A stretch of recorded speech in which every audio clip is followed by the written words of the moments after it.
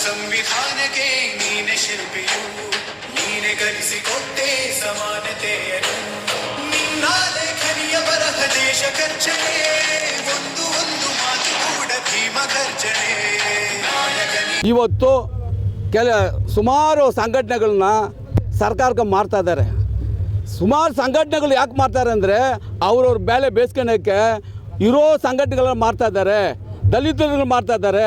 ಇದು ಕೂಡಲೇ ನಿಲ್ಲಿಸ್ಬೇಕು.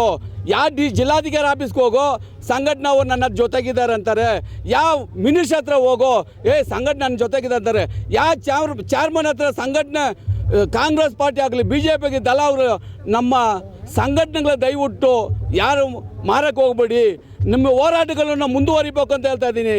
ಪ್ರತಿಯೊಂದು ಎಷ್ಟು ವರ್ಷ ನೀವು ಹೋರಾಟಗಳು ಮಾಡ್ತೀನ ಅಷ್ಟು ಹೋರಾಟಗಳು ಈಲ್ಡ್ ಮಾಡಬೇಡಿ, ದಯವಿಟ್ಟು ಹೋರಾಟಗಾರನೆಲ್ಲ ಗುಲಾಮ್ ಮಾಡಬೇಡಿ ಅಂತ ಹೇಳ್ತಾ ಇದ್ದೀನಿ. ಜೈ ಭೀಮ್.